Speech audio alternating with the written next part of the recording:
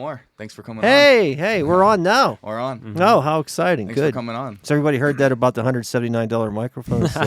He'll be all right. So you just got back from the studio. I just got back from teaching tonight, so. Okay. Where were you teaching? Teaching guitar, long day. My day usually starts out about 6 a.m. up at the radio stations, doing what I do there at the morning show on Froggy, and then switching over to Rocky 99 from 10 to 2, and then in the studio teaching. So it makes for a long day, but it's a fun day. It's adventurous. That's awesome. How long have you been doing radio?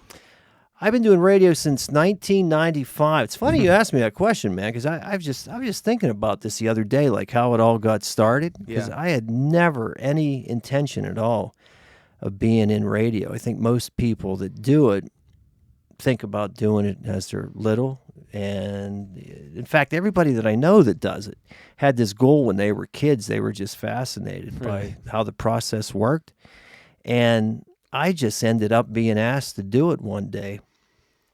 For some guys that used to run a couple of the radio stations in town, used to come see me play my guitar at happy hours, and they thought I was funny with like original music that I did, and so they asked if I'd come in and do a couple of their songs, and a couple of my original songs, and I did, and I found out that I was actually pretty good at it, and I had to keep reinventing myself because I was given a full-time job after doing part-time stuff, just doing parody songs. After a couple years, I was a morning show host, and then a public affairs director, and then running a student program at Johnstown High School, which working with kids there for about 10 years. And so I've always rarely have I done radio full-time. There was only actually like a couple years where it was a full-time gig, but I've been doing it for almost 30 years. That's I didn't crazy. Realize that. Almost 30 years. And you started with parody songs? Started with parody songs. Like I've been performing live my guitar, since I was a teenager, playing music with my dad. And then around 23, I got into this acoustic duo, Rachel and Bo, with Rachel Allen, and as a kid, I just used to make up songs. I used to make up parody songs about Johnstown and local celebrities and stuff like that. And so I would do it at happy hour. And that's how I got discovered. These guys from the radio station would come. They thought I was pretty funny, and they wanted me to come in and do it. So that turned into something that I really didn't expect. But, two big parts of my life are performing on weekends, which I've done since I was about 17 or 18, and now the radio, which has always been a part of my life too. So yeah, it's made it interesting. So it's fun because it's not really work. Yeah. I get away with not really working for my life. It's pretty cool thing to do. What station is it? I don't. What station is it? I don't recall. Right now? Yeah. I'm employed at Seven Mountains Media, which runs a handful of stations in town. That includes what I do as a morning show co-host on Froggy in the morning, which is a current country station. And then I have my own shift from 10 to 2 on Rocky 99.1, which is classic rock. And my favorite thing that I do, I host a show on Saturday nights, 6 p.m., called the Backyard Rock Block, which features local musicians. That's awesome. And it's really neat to give a platform to there's so many talented people around here that perform, write their own songs. That's part of the criteria. Anybody comes on the show, it has to be original material. Sometimes there's some old public domain stuff that people can change up to make their own, but there are a ton of talented people around here, and I think people don't realize that. And normally, local artists don't get an opportunity to perform their music on the radio because everything is kind of predetermined. For instance, what a lot of people don't know is that the employees, the guys that I work with, they all have to answer to a parent company in Kentucky. So a lot of these decisions that are made as to what goes on the air in radio is actually made way out of town. Wow. Somewhere. I often think that even though the bosses are really cool people, but a lot of what you hear on radio now has been predetermined well in advance what's going to be played, with decisions made from people who don't even live around these parts and don't know anything about the region. What I like about what I do Saturday nights is that all this music is from local artists who are doing some really cool stuff. So it's great to give them a platform, like I said. So that's cool. A lot of fun to do that. So you guys, where's your studio? My studio is in Moxham. In Moxham. Yeah, that's where I teach guitar, and that's the other thing that I never intended to teach guitar either. You know, you just fell into it. Yeah, I found out that's another thing where I found out that I was pretty good at it. I went to college, studied political science to be a lawyer. Went to graduate school. And I'm about halfway through graduate school, studying public administration, and I thought to myself, "What the hell am I doing, man? This isn't me." Yeah. I always thought I just wanted to be a musician. So I was so far in that I just decided, well, I got to get the degree, and so I did. But with a master's degree in public administration, I never really did anything with it, Right. I teach, I teach college, but I teach music. I don't teach. So did people kind of seek you out since you were performing often, and they saw how good you were at guitar? Did people start seeking you out, or did you kind of promote yourself? Thanks for heading me back there because I didn't finish the story. I'm like, what am I talking about? I'm saying all this stuff without a point here. You know what I mean? No. Back in. I was working full time at Power 92, which eventually became Hot 92 in Johnstown, hosting the morning show. My wife Kim, who you both know, and I were on a road trip somewhere. We were going to some mall, doing some Christmas shopping, and we knew that after the September 11th tragedy back in 2001. That business wasn't going well for anybody. The economy was bad, and media industry was losing big time. And we kind of knew that eventually the end was going to come, that these jobs that many people had around here were going to get cut. And wouldn't you know, about 6 weeks after Kim and I had that conversation, I lost my job, as did a lot of other people who were connected to the radio stations here in town. But before that, we had devised a game plan that we were going to buy a music store in downtown Johnstown, which we did. We bought... you and Kim? Kim and I bought Williams Music in downtown Johnstown along Main Street. There had always been a music store on Main Street across from City Hall since about 1930. Weiser's Music was a staple in Johnstown from like 1930 to 1987. There was always a music store there, and then Bill Williams, the guy that I bought the business from, he had a music store from 1987 until we bought his store in 2001. So my bosses at the time with the radio stations didn't know that I was a step ahead of them. That's cool. I was a step ahead of them, that I knew eventually I was going to lose my job, and I was going to have to tell them, even if they had me around still, that I was going to be doing something else. So we bought a music store in downtown Johnstown. I started operating it in May of 2002, and did retail. But as I was doing retail, I was working about 60 hours a week, and I was making it. I was doing pretty well, but I found out that where it was at was the teaching and the services, and that I could make the same amount of money with a lot less hours if I just focused on my teaching and my services. So again, I had no intention of ever being a guitar teacher, but I found out that I was pretty good at it, and so I just I just dropped the whole retail aspect of it, and became a guitar teacher. And so I've been doing that since I started that business in 2002. So I've been teaching guitar for 20 plus years now. I never knew you and Kim had a store at one point. Oh yeah, I didn't even know that. On Main Street, downtown. What was it called? Downtown Bonemore's Downtown Music.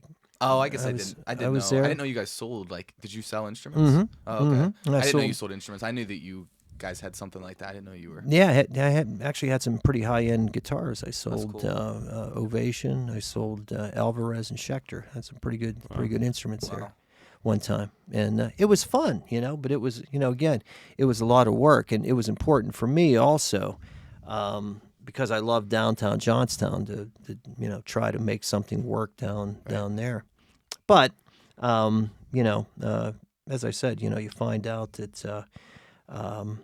Putting in all the time, even if it's something that you like, kind of took me away from doing other things I wanted to do.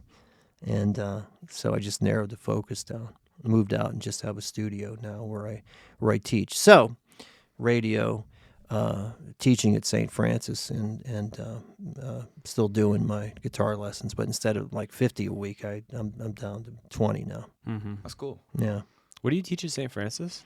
I teach music. I teach guitar. I teach music appreciation. Mostly, it's my favorite class at St. Francis.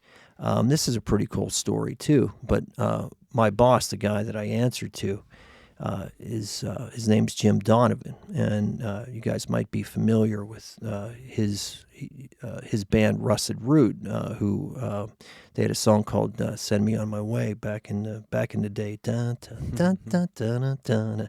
Anyway, Jim's originally from Rockwood, and he's had an interesting life.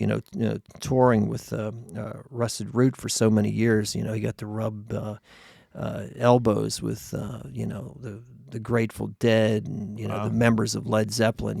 Like he was on a friendly first name basis with all these guys. Cool. And you think life like that is glamorous until you spend time on the road and you find out that it's like, well, this isn't all what it's cracked up to be. So he decided that it was better for him just to get a normal job and work. So he's head of the fine arts department. He approached me one day and he said, "What about the idea of let's take a group of 15 beginner students at the beginning of a semester. Let's give them guitars and have you teach them for 15 weeks and see what happens over the course of those 15 weeks, and you have a big recital at the end of the semester." And I thought he was crazy because, as you guys know too, not everybody has the same kind of natural God-given gifts. Some people get it, some people don't. But for whatever reason, it's always seemed to work, and it's so fun to see a group of people who know absolutely nothing at the beginning, and at the end of 3 or 4 months, like they're sounding good, and there's just something very therapeutic also about being in a circle with a bunch of people. So there's this intro to group guitar class, which I credit Jim Donovan all the time with that idea, because I thought he was nuts, and I thought I was nuts for trying it. But it's my favorite class that I've ever taught before. But I teach that. I also teach guitar lessons. I teach music appreciation, intro to music, and Wow. That's such a cool history artistic kind of approach to teaching. Oh, it is. Being like, let's take 15 random kids and see how good they can get in 4 months and make them do a concert. As I said, there's something therapeutic when I ask them questions about how they feel about it during the semester. It is. And I love the fact that you get to see a real bond develop between all these people who could be like just completely different types of people, but you see friendships built. I mean, it's unlike any other class because you are sharing in this experience. That everybody is a part of this team. Everybody kind of relies upon each other that way, and my boss Jim, he understood this because he's the guy that facilitates a lot of these drum circles throughout the region too. So, so he knows. And again, you talk about therapy and how soothing that can be. I've participated in a couple of those, and it's absolutely wonderful. But it's also a great feeling when you have that semester at the end of the year. And I've had students, who've had their parents come from, a girl from Jersey. They came in, drove in 6 hours to see the show at the end of the semester. I've had people come in from Columbus, and That's cool. it's pretty awesome, pretty awesome. Yeah. So it's it's fun to be able to do that. Yeah. Yeah. That's awesome. You're really into the history of downtown Johnstown. Yeah, Yeah. that's true too. Yeah. You talked to me before about the mob and Uh-huh. the ties that the mob had into downtown Johnstown. Our conversation got cut off, but I never really looked deeper into it. But what were you saying before? You said something about downtown the mob. I forget what you said they were. What you know what I'm saying? Well, What were they running? I've always been a big local historian. You Yeah. know, I had a class in high school. I think it was my sophomore year at Johnstown High School. A guy named Kurt Davis, who was a great teacher. He was also city manager at Johnstown. Eventually, for a while, taught a class called Our Town, which was about the history of this region. And I honestly had just a big interest and try to absorb as much as I could about what the city was like in the day, and so I kind of romanticize about the way it was. I had a great conversation, great radio interview. One of the fun things that I'm able to do is talk to authors, especially local authors. I love talking to people that tell stories about the region. A guy named Russ Shorto wrote a book called Small Time a couple years ago, and it was based upon the mob and how it was set up within Johnstown. And the mob in Johnstown was connected to the mob in everywhere within the country, and it was very, very strong. It actually ran the city of Johnstown for a while. What were they doing? Like, what was? Well, what I thought was cool Specifically, about this is it's not violence, Yeah. that violence only came when somebody internally crossed them, in fact, there were only a couple of killings, within the book. I mean, but it was based upon people who played the numbers every day, and it helped the local economy, because a lot of these social organizations and nonprofits were helped by the mob. They were actually a good bunch of people doing illegal things, Yeah. but it kept the city going. And you guys should read the book sometimes, called Small Time. I'd recommend it to anybody, but there was a very strong presence here, and it's just it's absolutely fascinating. But again, this was a time when, back in the 1930s and 1940s, when the city of Johnstown had 80,000 people that lived here. Now we're under 20,000 people. It's kind of like the suburbs have swallowed everything up, and even the suburbs, like even the Westmonts and the Richlands and communities that surround the town, they're not what they once were either, for that matter, too. Is that mostly because of the steel mills? Yeah.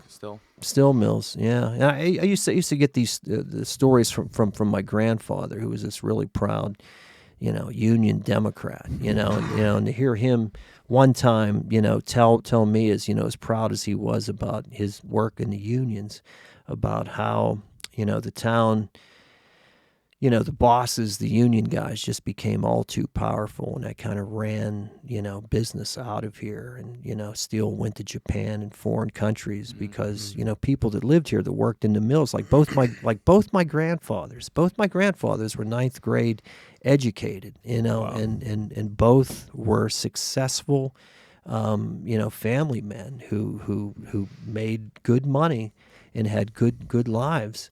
And, two of the smartest people I ever knew, but they left school in ninth grade because the money was good. Did they ultimately leave the steel mills because to go to Pittsburgh because of the rivers? Who's that? The steel mills. The steel mills? Did they ultimately leave because Pittsburgh was a better location, or did they just go elsewhere? No, Pittsburgh was actually pretty well connected to Johnstown. They actually went overseas, to get cheap, cheap. Oh, really? Oh yeah, Japan especially back in the late 1960s. That's when everything started to go downhill. And then, if you connect that to the flood, in 1977, that was probably the big death knell of everything then, I mean, the mills were still in business. They weren't what they were in the 1920s and 1930s when the city of Johnstown had 20,000 people. The city of Johnstown doesn't even have 20,000 people in it now. Yeah. But there were over 20,000 people who worked in the mills at that time crazy. within the city. Back in the 60s and 70s, things were starting to die down. But when the flood hit in 1977, that just pretty much destroyed everything then. Yeah.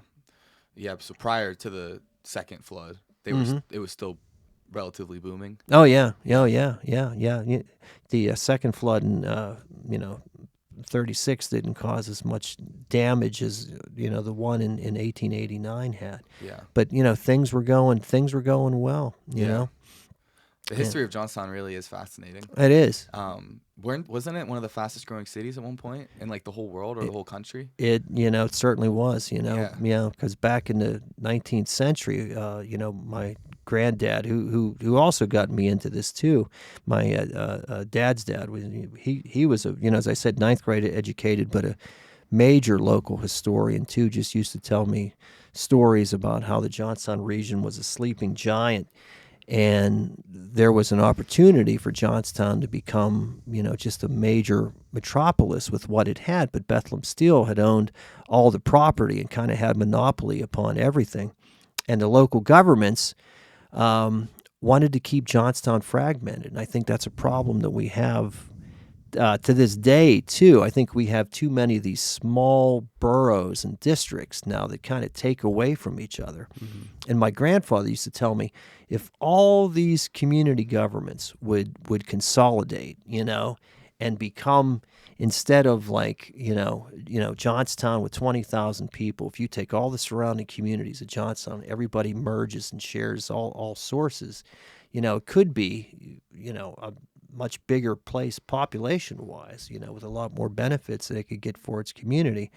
But I think, again, I think that's why I got into government and why I really liked studying that as a kid, because whenever you have all these competing government bodies against each other, it kind of takes away from the whole picture of everybody working together. Yeah. And I think that's what happened. That's what happened to Johnstown. That's what's happened to a lot of Rust Belt communities. So that's interesting you say that, because my teacher or someone was telling me, which who knows if this is true, that our area has the most boroughs, or out of like, I don't know if they said like the eastern part of the United States or the East Coast or something like that, which it is interesting because we really do. I mean, just here we have Richland, Geisttown, we have all these different, as opposed to Altoona, it's pretty much just Altoona. It's just one big area. It is, a friend of mine once said that to me too. It's interesting because people around here talk about, I'm not from Johnstown. I'm from Tanneryville. You guys, you guys are from Richland. You know what I mean? So that's like that. Yeah. I'm still from Tanneryville. People from Windber say I'm from Tanneryville. You know what I mean? It's that you're connected to that little community that you grew up with. That becomes a sense of pride. I think that's why I always say this too about high school football, about how we are so connected to that Friday night game. Yeah.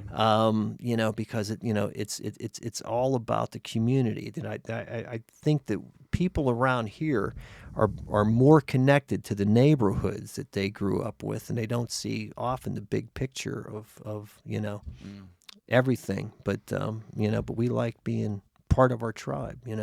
So how do you see downtown Johnstown making a comeback? Because there are a lot of local businesses coming back. There is. And it's interesting because it's honestly, they're probably not like towards the typical audience either. Like Craft downtown has pretty like modern dishes. Like they have like ramen and all these interesting dishes. They have like cigar bars, but expensive places. Yeah. But they're not really abiding by like the current audience. Yeah. Downtown. The city of Johnstown will never be what it once was, and I think they realize that. You know what I mean? Like, you're never going to see the department stores that, Johnstown used to have, because no community actually has department stores downtown anymore the way it was. But what they can do is, as you say, to have these kind of niche places that people can go to, these kind of destination things.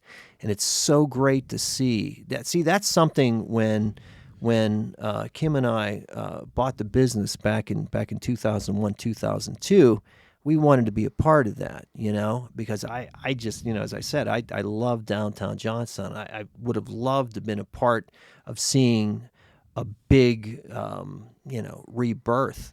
That never happened. I mean, there have been times where, sparks start to happen. And I think now is one of those times where I think because you got some young people who have some different ideas now, it's great to see that.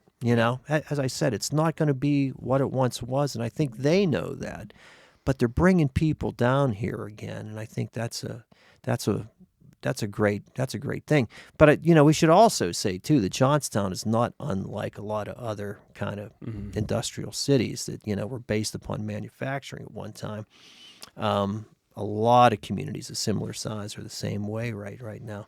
But it's neat to see the city kind of reinvent itself. It's kind of what Pittsburgh did too. Pittsburgh was really dying in the 1980s, and it just changed the image of what it was and became something else. And now it's, it used to be one of the dirtiest places to go to. Now it's beautiful. I remember Tap used to always say, like, "Oh, you going to Pittsburgh?" And he would be like, "Oh, that's disgusting." So true. There was just smog everywhere. Yeah. Just soot. I'm old enough to know, by the way, that when I was growing up, the swing set outside my house would often be like from dirt from the coal furnaces that came from the mills. You could wipe off dirt from just like the smoke from miles away. Wow. The city could always look down into the city and see smoke flying, smog in the air. You know what I mean? Wow. Yeah. But people had jobs too. I mean, that's but that's the big trade-off. Quite the trade-off. Right, quite the trade-off. You might get lung cancer soon. You have a solid job and a 9th grade education. But it was a good argument. People did have money. Stores were open all the time. Bars were open. My dad, played in bars, and he could play, 4 nights a week, because the bars were open and there was people spending money around there now, but people had jobs. But the air was dirty. Yeah. I wonder what would happen if like an Amazon just plopped itself into Johnstown. Yeah. I often thought about, if I were wildly successful, I honestly think that I would try to invest in something, something huge. But I have to find a way to come up with $200 million. Got to only employ like 10,000 people under the age of 35 to make our city much more lively. But it would be great to see, and I'd just be so happy to see that, because so many people have said about the people of this region and the workforce and all that stuff. I don't know if that's true anymore or not. I don't know if we have a good workforce, because I know a lot of people that are lazy too. Yeah, it's true. Yeah. I forget what I was gonna say. You were in a really bad car crash when you were younger. Yeah. I'd love to hear that story. Yeah. 1988. I was a senior at Pitt. I was going to UPJ, and 2 friends of mine, George Varga, Ray Tranowski, were students at Penn State, and we were all 22 years old, seniors about to graduate, spring break, and just a spur of the moment, day before thing, those guys called me and they're like, "Hey, we're going to Daytona Beach. You want to come with us?" And without any kind of planning, again, this was 1988, and those 2 guys left Penn State, picked me up along the way from my home in Tanneryville, and we made it on the road about 5 hours, right outside of Richmond, Virginia, on Route I-95. Ray was driving. He fell asleep behind the wheel and went off the road and hit a parked 18-wheel truck, right along the side of the road. And all 3 of us were life flighted to University of Virginia Hospital. And I spent couple of weeks of my life where I have no idea what happened. Wow. I felt so bad for my friend Ray. He was driving. He's the one of the three of us that didn't. He was injured, but not to the extent my friend George, who was the passenger, almost died. I mean, he was in a rehabilitation hospital for a long time. But my friend Ray actually got to witness us being rescued and taken by helicopter, life flighted to University of Virginia Hospital. What were your injuries? The big one was a broken femur. I had a rod in my leg for about 14 months after the accident. Some things that lingered with it was a pretty severe concussion that had me out for a while, really saying some silly, embarrassing stuff for a couple of months, apparently. I'm sure. And you know what? I'm going to tell you guys because this is a public forum here. I'm going to share everything here. But I actually got At your own risk. Yeah, get ready for this one here. And I'm not afraid to say it. I actually got a urinary infection from the catheterization process. Oh my God! At 22 years old, I had an infected prostate. That's something that only old men get. You know that? Honest to God, I had a prostate infection. You know what I mean? Yeah. So I had this issue with peeing. For over the course of like the next year or so. Wow. That was you're 22 years old, man. That's the worst.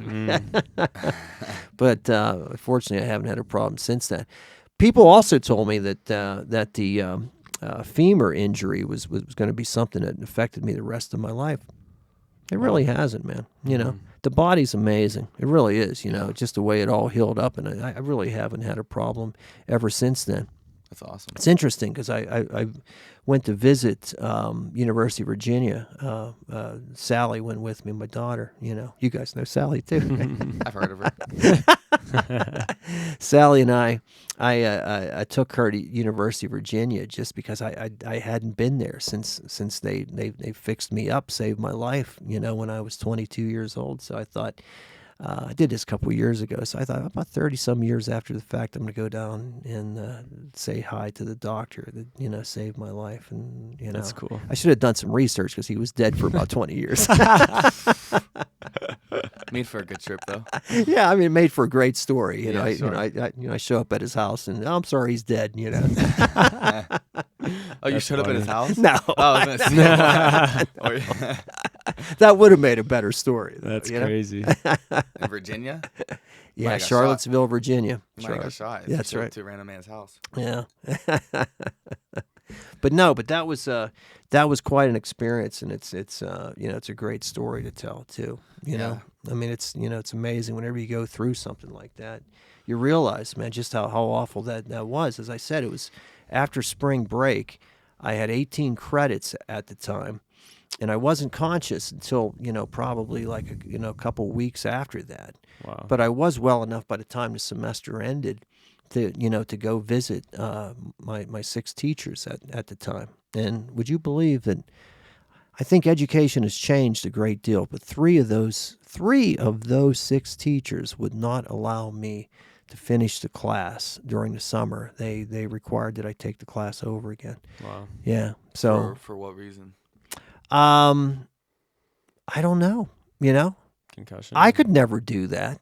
No. They just said, you know what, we would much prefer that you spent time in class here. So, Wow. I mean, I couldn't be in class. It's like I had one class which was film is lit, and so they gave me a couple movies to watch and to write about, and take care of that, or a couple reports to do. But, I had a child psychology teacher that said, no, you're going to have to take this class over. And I had a couple other ones too. So I had to go, even though I graduated with my class, with my crutches, and I went through the ceremony, I was still 9 credits short. Wow. So I had to go back the next semester, and it set my life back, about 6 months, 9 months actually, But with the femur, it was actually 14 months, and that took a long time to recover, but I do have an appreciation now for anybody that goes through anything like that. They allowed you to take film as lit. Yeah, film is lit. I was able to watch great a couple. class. Able to watch a couple movies there. Dr. Ward and Dr. Strojan were fantastic. I took that class last year. It's a great class. Yeah. Just watch some movies and write some bullshit on a paper. That's and turn it in. that's exactly right. You Yeah. know, if you're there for class for 2.5 hours, 2 hours of that it's watching a movie, another half hour talking about it. You know, I always love. I just find it interesting how they take a class like that and the professors they like try to analyze the movie and they're like they just say like notice how like the camera, like how innocent they'll say like how innocent the lighting is, and I'll be like that's not the first thing I thought of. I guess I'll just find a way to write that in my paper, I guess, you know. Like we went to Vail for vacation last March, or what was that? Sometime this year, maybe February. But we went to an art gallery, and we walk in, and Colby's just like, "Show me the most expensive painting here." And the lady got so offended. She's like, "It's not about that." And I was like, "Oh, whoops! I didn't mean to." And then she goes and shows us these paintings, and she's just like, "I don't know what was Look she at saying? the courage. Yeah, look at the courage, and look at the. And you're like, it's blue. Yeah, it's just like a couple. I don't know. It's just like a picture of a boy on a bike. It's just like, just look how like determined and innocent. It's like it's not the first thing I thought of, but like I'll go with it. You know, it's funny, man. I'm the first to admit that, like, if I don't get it, I'm going to tell you that I don't get it. You know what I mean? There's just certain things that I don't understand, and a lot of times, you know, especially with like educated films and stuff like that, like all the symbolism and stuff like that. Sometimes just like, I mean, that flies over my head. You know, and people think that because you're artistic or you know you play an instrument that you get all that stuff, and frankly, I don't. You know what I mean? And you know, sometimes a simple plot is what's best. You know, Right. It's like wine. You know, like I you know, the cheap wine. You know, that's the best wine. You know what I mean? I don't know the difference between a $300 bottle and a $5 bottle. You know what I mean? It's the same thing. You're an alcoholic, though. Yeah. You would notice. If you watched movies all day, you would see the underlying, Yeah. whatever the author was trying to get across. Perhaps. Now, but you know, again, I'm not going to pretend to, you know, Right. Think I'm entertained by something if I don't get it. I just don't get it. I like to watch a movie to turn my mind off. Mm-hmm. It's just like I just want to be a degenerate for the next 2 hours. Yeah. And just sit here and just watch a movie. Yeah. No, you know what? Sometimes I feel sorry for, you know, people that have to analyze it. You know what I mean? Because how can you enjoy if you're just, you know, you're trying to get some stress relief or something like this, and you're just overthinking things all the time. Right. I feel like you and your whole family, you all always choose the path of least resistance. Yeah. And it makes you, I don't know, there's just like everyone, whenever we're just talking about stuff, we're like, in my family, we'll be like, oh, you know, how would Bo react to this scenario? Whenever something like bad happens, they'll be like, just think of how Tucker or Bo would react to it. And we're always like, they wouldn't care. Yeah. And true. Yeah. You know what? I've always had that philosophy where, you know, I learned from my dad and my dad's dad, you know, that regardless of how bad your situation is, you know, there's always somebody that has it a whole lot worse, you know? You know, the best way to react is, well, that sucks, you know? Let's see what happens. Let's try something else, you know? Let's see what goes on.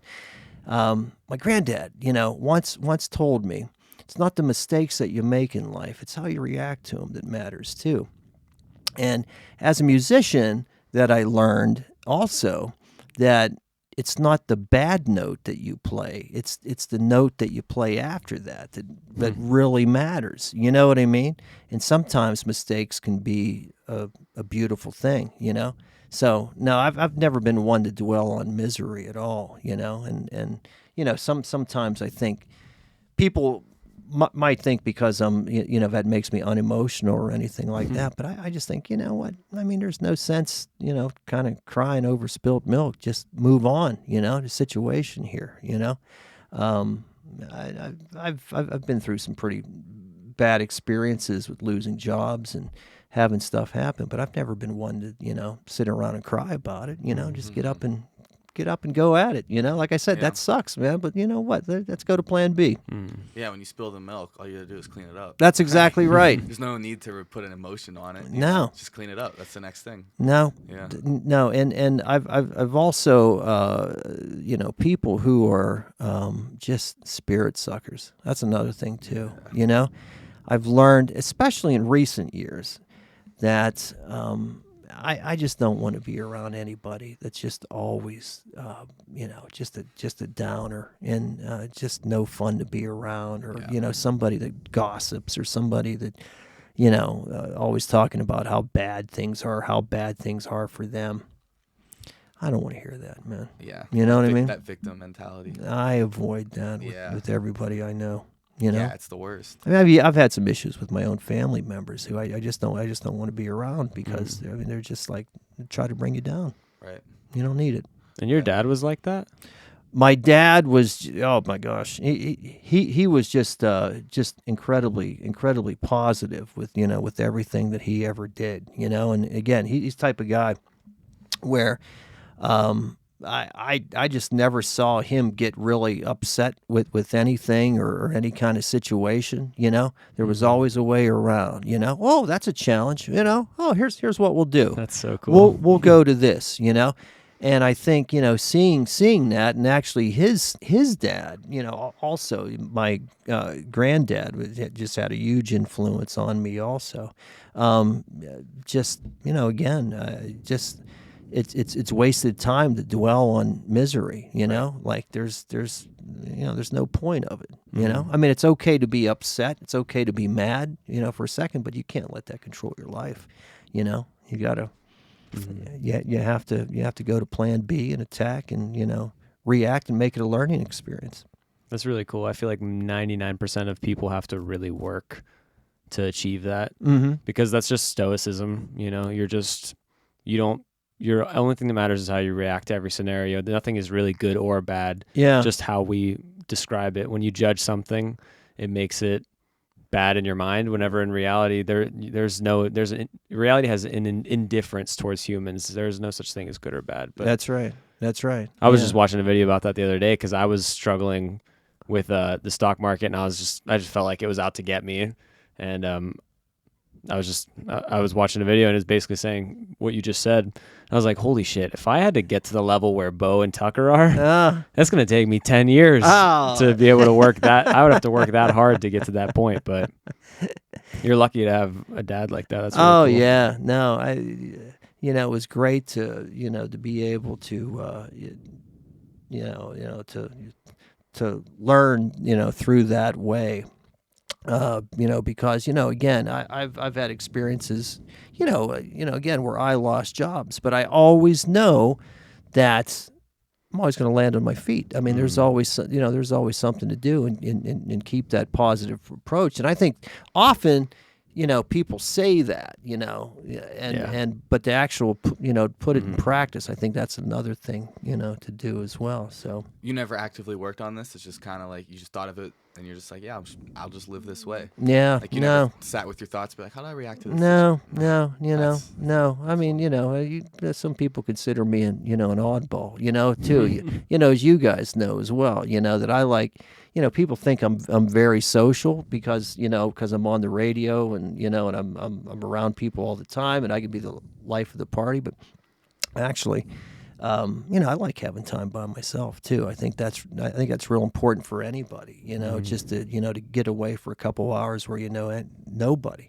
One of my absolute favorite things to do, I don't know if you guys know this or not, but but I'll drive into a random town where I don't know anybody, and check out the diner, the library, and just talk to people about, local landmarks and things like that, and trying to pass that kind of stuff off to my kids too, to see what they do. There's Dad, he's an oddball that does that stuff.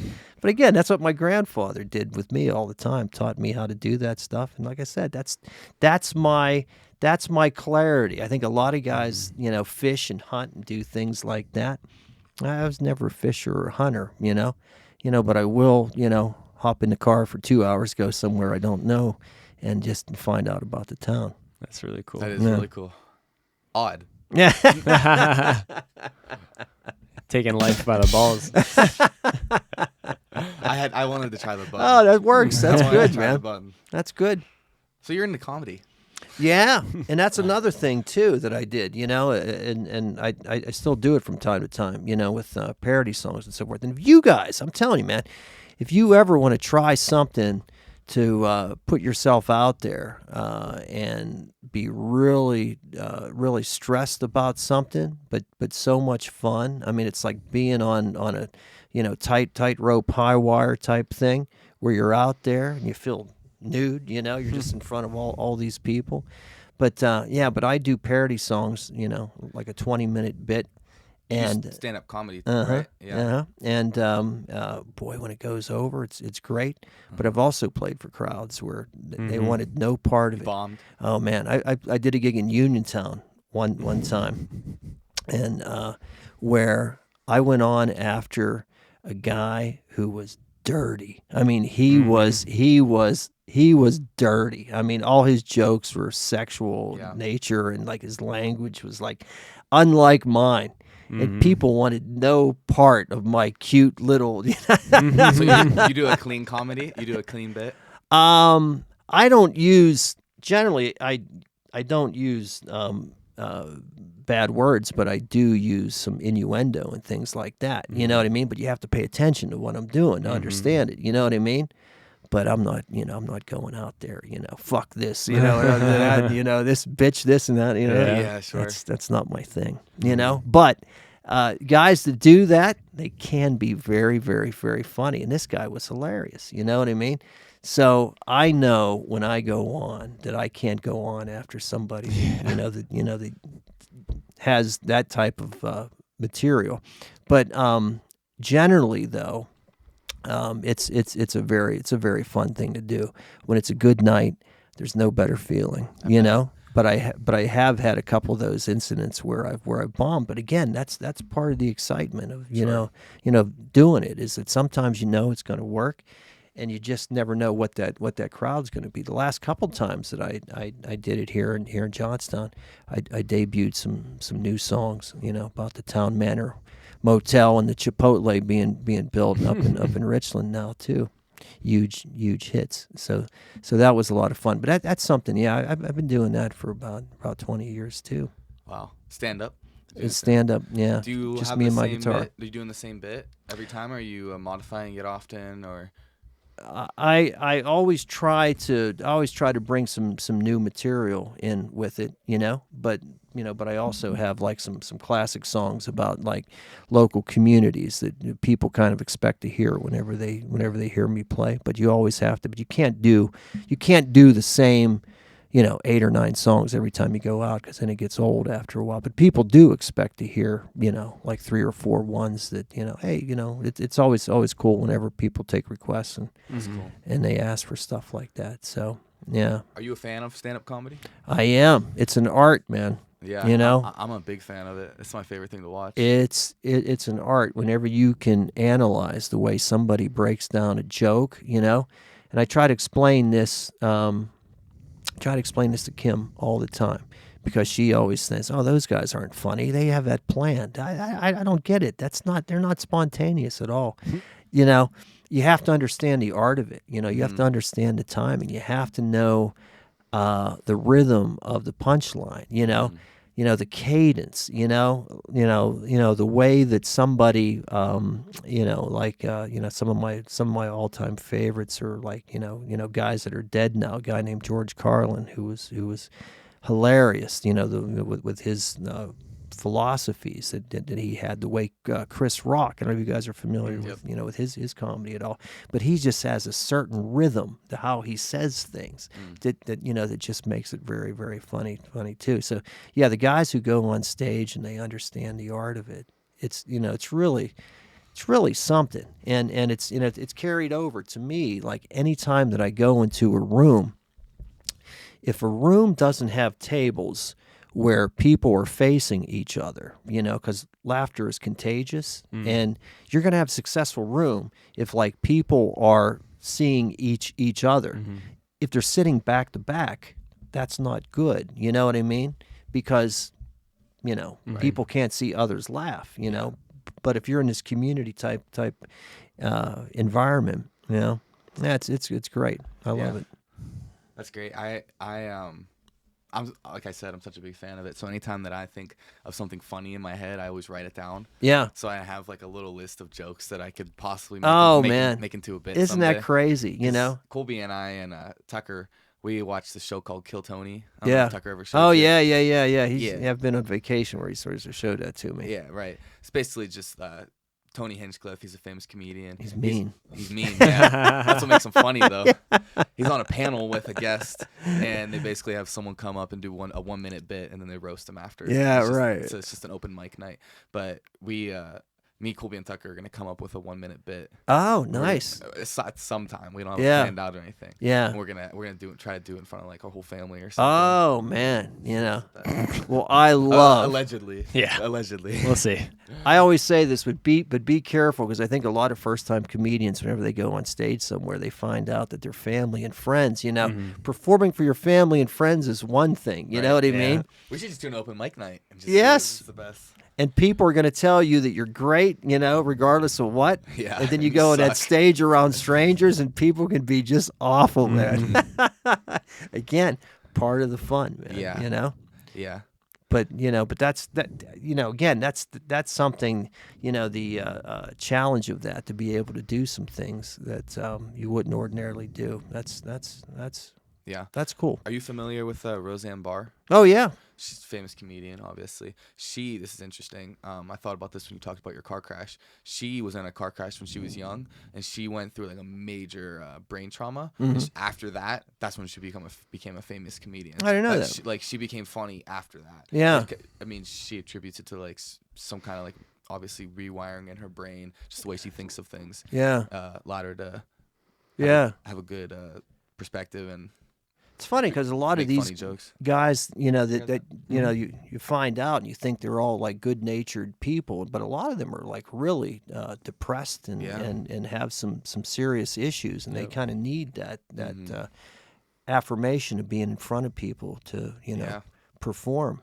Yeah. But a lot of them are really screwed up.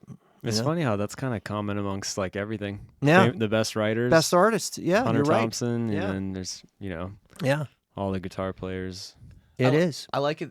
I like stand-up comedy a little bit more, though, because it's slightly more a meritocracy. Where if you're good, you're good. Like for actors, it might not always be the best actor. They might just fit what the director wants. Right. You know what I mean? Like you either make people laugh or you don't. Yeah. You're either funny and you're not. It's pretty much just pretty black and white. And you're out there on stage by yourself. You know, it's all by yourself. There's no script. You know what I mean? No second shots. And if they ain't with you, man, that's painful. Yeah. You know? Yeah. I like things like that. Yeah, you deal with that all the time because you're constantly playing guitar for people and doing stuff like that, and you're on the radio. Like, holy shit. Yeah. How do you deal with rejection? Oh man, no, it's kind of fun. It's kind of fun to know that it's going to happen. Sometimes too, but big challenge. In fact, one of my favorite things. I don't know if you guys know this. This other thing about me too. But every year, I always try to do something just to have people shake their heads and say, "Man, I can't believe that guy did that. That's absolutely amazing." Let me hear. Well, I back in 1990, I danced with the Johnstown ballet. I did that. Some friends asked me to perform in the Nutcracker. So I'm like, all right, that's crazy enough to do that. But my absolute favorite thing. This is a great story. I don't know if I ever told you guys this, but this was about 10 years or so ago. I just moved my office into Moxham, and June Janakovic, Mayor Frank Janakovic's wife, came to the office knocking on the door. She's like, "Frank and I entered this dance contest, Dancing Like a Star for Autism. Frank has a bad knee. Would you dance with me? Would you be my partner? Would you consider it? Because you're the only person that we knew would be like crazy and adventurous enough to try something like this." And I said, "Yes, I would love to. Let's try this, man. This would be fun." Well, she's like, it's a competition now. There's going to be about 400 people watching down at the Pascagoula Conference Center, and you're going to have to train for this for about 2 weeks. So I did. I went through formal dance training. Oh, where I had 2 instructors show me how to do the hustle to I Will Survive. And I thought dancing was, because when I was in the Nutcracker, it was about memorizing the steps. You know what I mean? Memorizing the steps. That's what it was. And so I memorized the steps, but I still felt like I didn't get it. You know what I mean? And so I'm like, oh my gosh, we have this contest. There's like 18 people I'm competing against, 18 couples I'm competing against. I don't want to embarrass myself in front of 400 people. You know, I know most of these people, you know. This is going to be awful.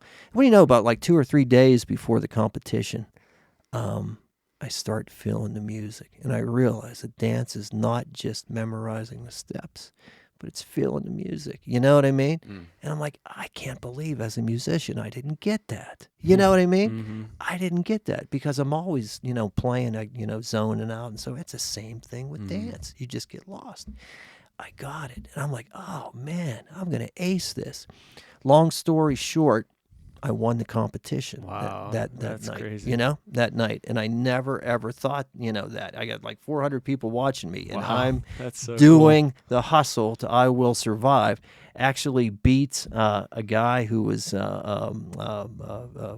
he was a state representative. Danced with his 8-year-old daughter. You know what I mean? And I thought, that's the guy that has to win. You know?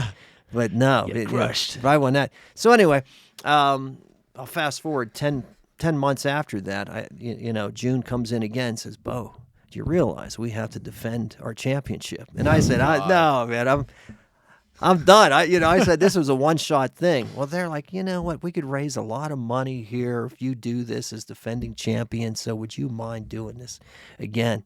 So I said, yeah, but I'm really not going to put the intense training in this. Can we make this a little easier? So we did a waltz to a song called Mr. Bojangles. And I got all dressed up in character again. We won the competition 2 years in a row. Oh, God. So why do you do these things? Why do you do these things? Oh, just you know, put yourself it's like out I there? tell you stories like this, man. Yeah. You know what I mean? Just to say I did it, you know? Just things to make you uncomfortable. So I retired as the 2-time dance champion of Johnstown. It's a good time to retire. That's right. Just beat the state representative. He's not getting that. Right on he's top, not getting man. that funding anymore. He's not getting that super PAC money. I think they stopped the event after I won 2 years in a row. No, they still do it for ACRP. Yeah, it's called Dance Like a Star for Autism, and raise some money, and yeah, man, I got the 2 trophies at home. They're in Sally's room. That's cool. That's awesome. I remember Tucker told me a while ago, he said, my dad always tells me you should do one thing every day that makes you uncomfortable. Yeah. No, that's something I picked up from a teacher, and I thought, yeah, you know what, that's actually a good philosophy to have, you know. So it's funny how you're kind of always circling around that stoicism idea, because a person who is not a stoic would absolutely hate doing something that makes them uncomfortable, because they're immediately going to reject it. Oh yeah, the second that they didn't get what they want out of that, you know. Yeah, no, that's absolutely right, man. You got to be open to anything, you know. Within reason, obviously, you know, but Yeah, as long as it's legal, you know. have some boundaries there.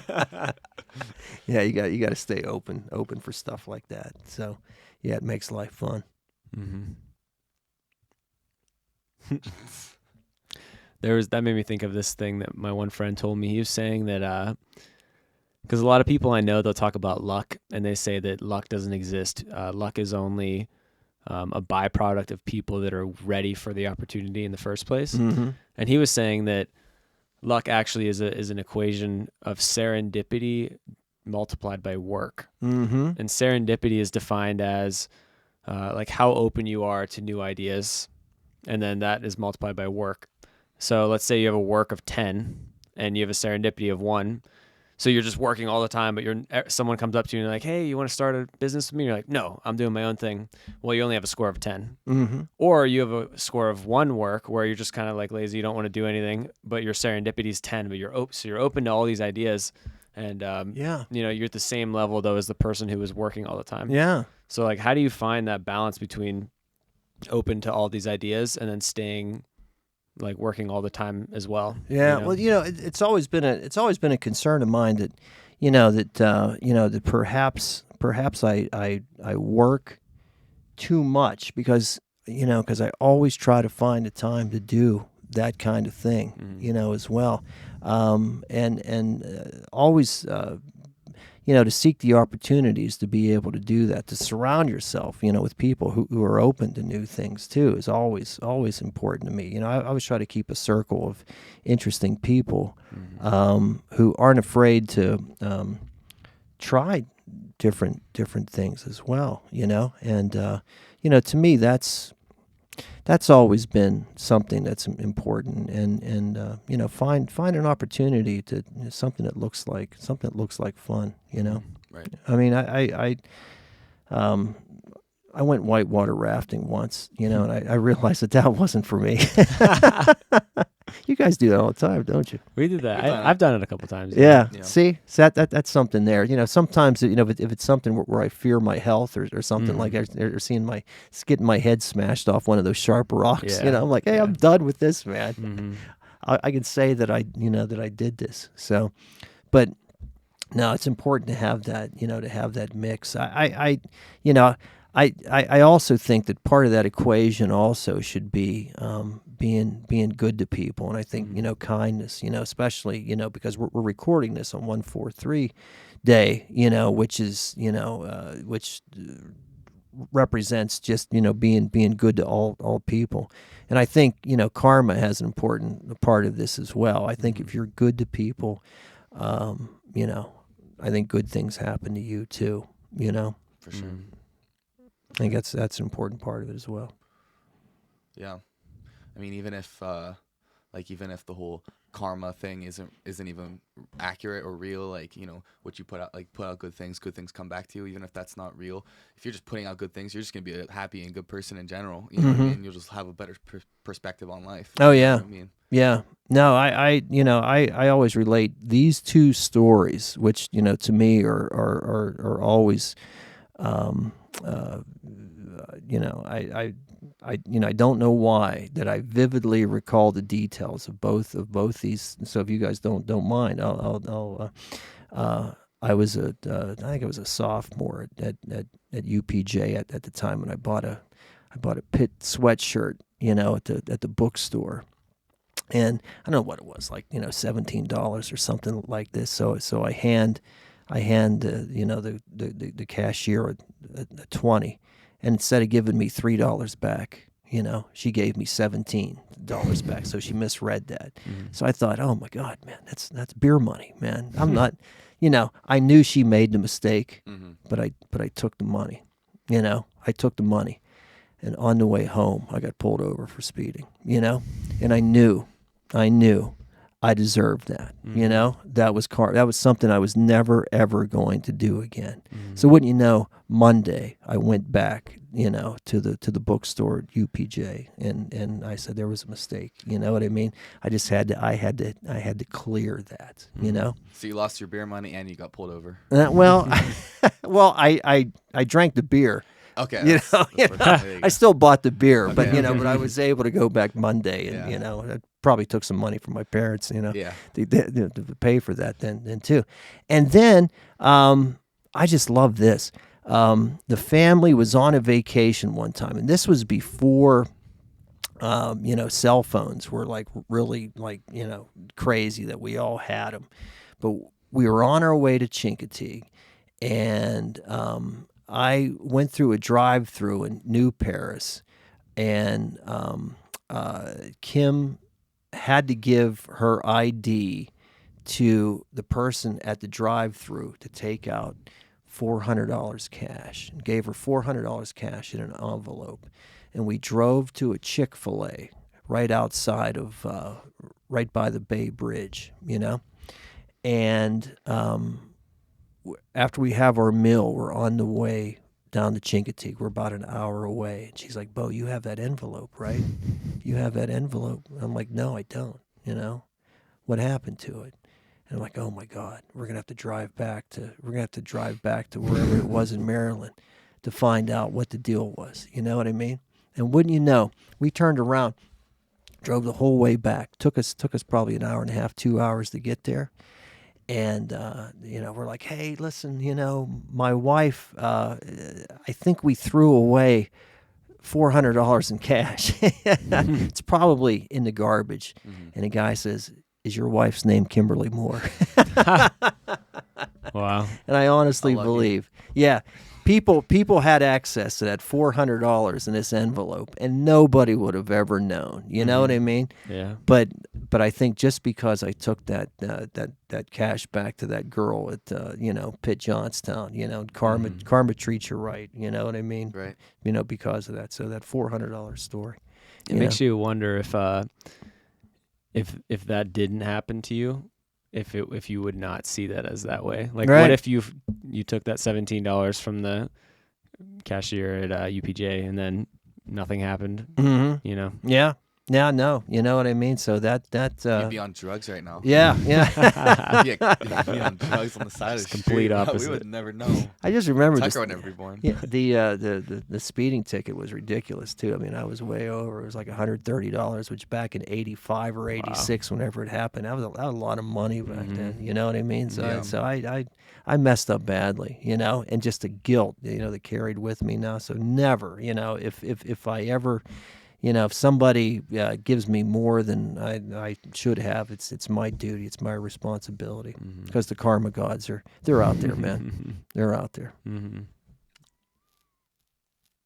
That's great. I think a lot of people would love to live like that. I think it's everyone wants to live like that, but it's very hard. Yeah. Yeah. I think you're super lucky to have your dad. Oh yeah. No, I had some good teachers along the way, and I greatly appreciate what they were what they had done. Like I said, I was very, very close to him, and I was very close to his dad as well.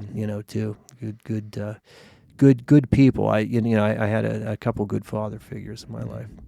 Yeah, you also have the ability to take that one lesson and apply it to the rest of your life. That's it. How long ago was that? Like 4 years ago? Yeah. You got pulled over at a cop. You're like, shit, I'm never doing anything wrong again. And most people would give that a week. Yeah. It's like yeah. It's like a diet. It's like they give it a week and then they're like, all right, I'm done. You know what I mean? Like, I'm done with this karma shit. Yeah, it's funny. It's funny, for the rest of your life. but also because I have had bad experiences with police pulling me over. In fact, I was thinking about today as I was driving up here. The first time I took my driver's test, I failed it. I'll never forget the officer's name, Bratton. Like he was a bastard, man. He was awful. He was mean to me. You know what I mean? And I thought, man, this guy's giving cops a bad name here now too. But I'll never forget one time I was pulled over in Crescent by this guy. I think I was like, I was 30-some. This kid, was probably, fresh out of school, was probably like 21, 22 years old, pulled me over, and he felt bad about it. I made a point when I went up to pay my fine, just how polite and how nice this person was that pulled me over. I just want to say, even though I'm paying this, I just want to say, the guy that pulled me over was just very, very polite, and I just wanted you to know this. And the magistrate or whoever it was, like, people never say that to us. You know what I mean? Like, what? Yeah. That's awesome. But I always feel, the need to be able to do that. That might be the hardest and most underappreciated profession. Oh my gosh, yeah. Probably. Absolutely. Oh no. So and it's a shame because I think the bad ones, Bad ones are really bad. They make it tough for the good ones. Yeah, they really do. And there's a lot more good ones than bad ones. Yeah. And so that's why I always make a point. I always make a point anytime I have good service or good encounter with somebody. That's an important thing. But this guy was, again, the fine was there, and I paid the fine. Yeah. But the magistrate's like, wow, there's people normally complain about stuff like that. So I think it's important to do that. Yeah, I would say, I don't know, say I had like 20 interactions with cops before. I'd say 19 of them were good, pleasantful, but I'm never happy to see a cop. Yeah.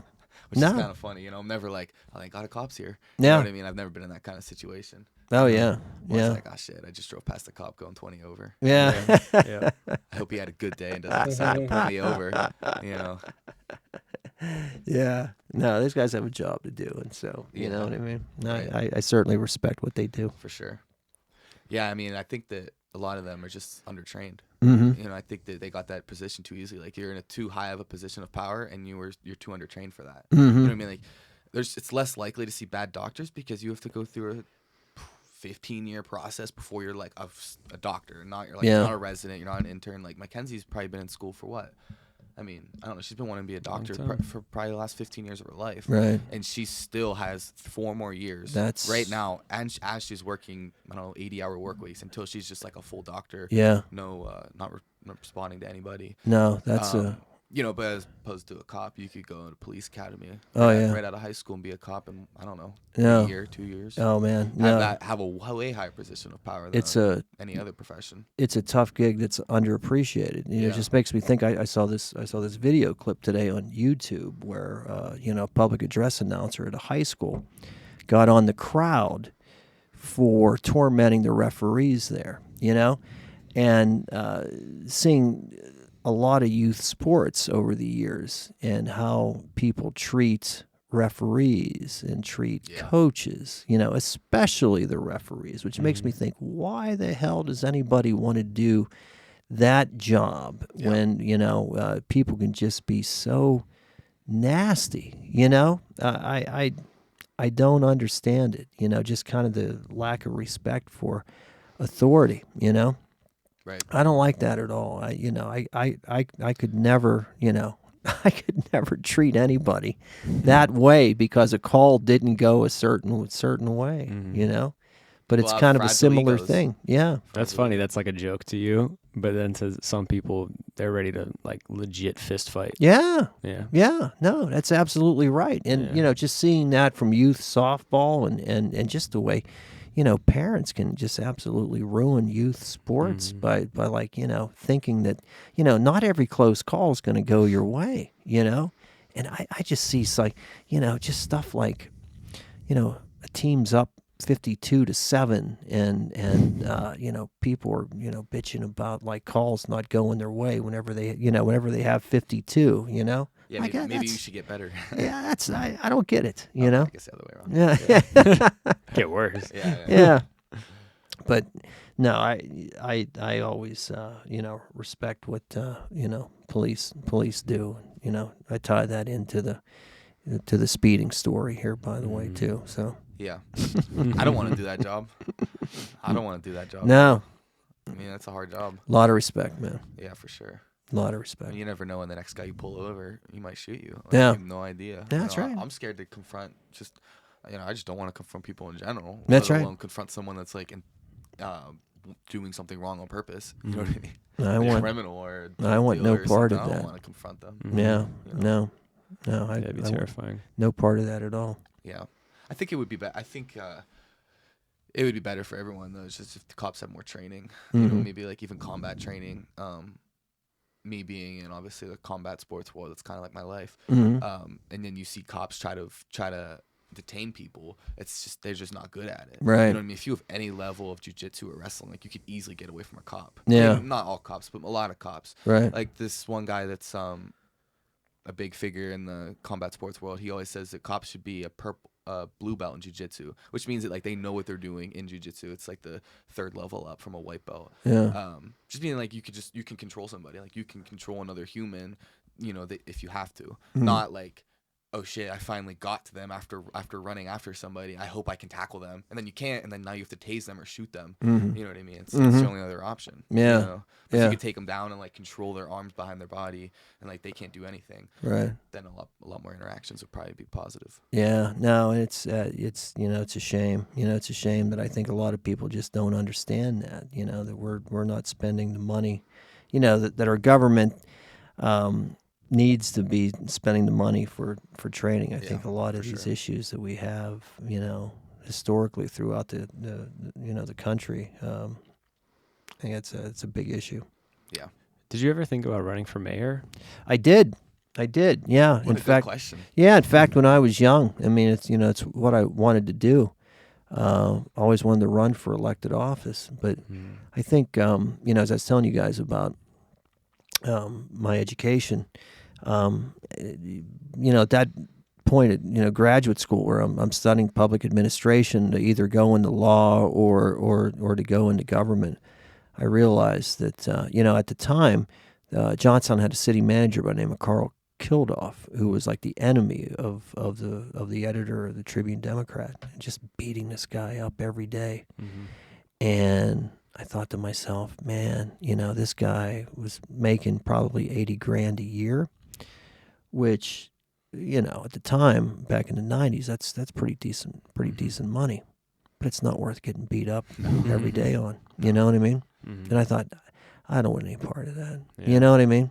I talking about the negativity and not wanting that, I can brush that stuff off. That might ruin your stoicism real quick. That's exactly right. Test. That's the That's ultimate exactly test right there. But even tests, and most of them don't pass. No.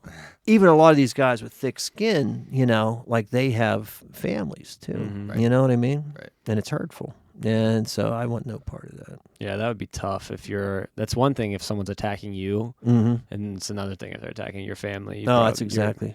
Your emotional resilience there is already going to be cut by like 90%. Yeah, that's exactly right. And that's why I couldn't do it, because especially in this environment that we live in right now. I mean, this is before politics got all crazy, Yeah. But, when I was the age of you guys, like you could talk about issues and you could debate issues, and the person you're having this conversation with could still be your friend.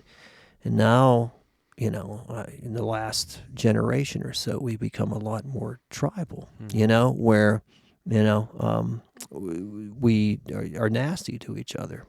If you don't agree with somebody, how they stand about certain political issues, they're the enemy. You're an idiot. That's right. Yeah. You know what I mean? And you're somebody that I don't want to associate with, And I don't like that at all, I mean, there's a lot of people's politics, obviously, that I don't like, I don't like some of the stances that they have on certain things, but I'm not going to call them out as being idiots and so forth. And now I think especially social media, we have the platform where we can start to identify with people who are part of our tribe, and it's a shame we just can't talk things out anymore.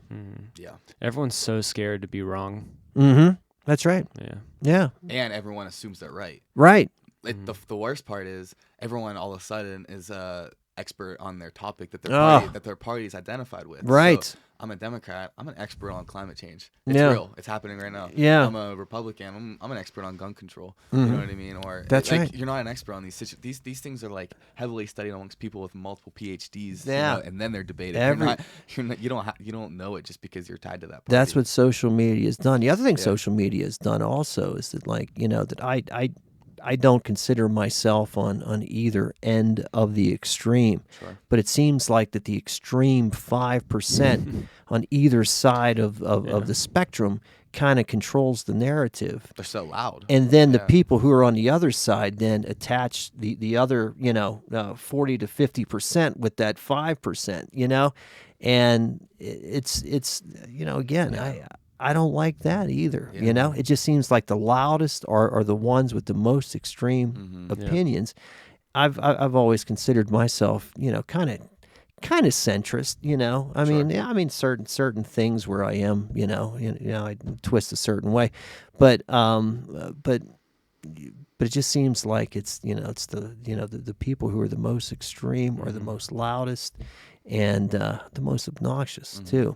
They also they tie you in to all of a sudden, I don't know, say you believe in abortion rights, you're automatically a Democrat, but you can't believe in abortion rights, you can't believe in gun rights, and you also can't believe that climate change is real all at the same time. Yeah. You know what I mean? Because the second one person finds out that you're for this one thing, you're automatically tied to that party. You can't be like idea by idea. Right.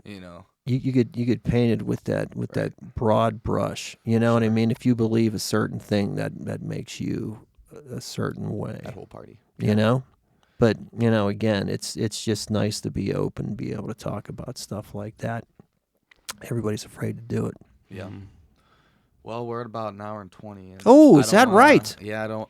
This camera's gonna overheat. Here Oh soon, my so, goodness! and We've been talking that long. End here on a good note. But, my goodness, I'm interesting. Thanks for coming on. You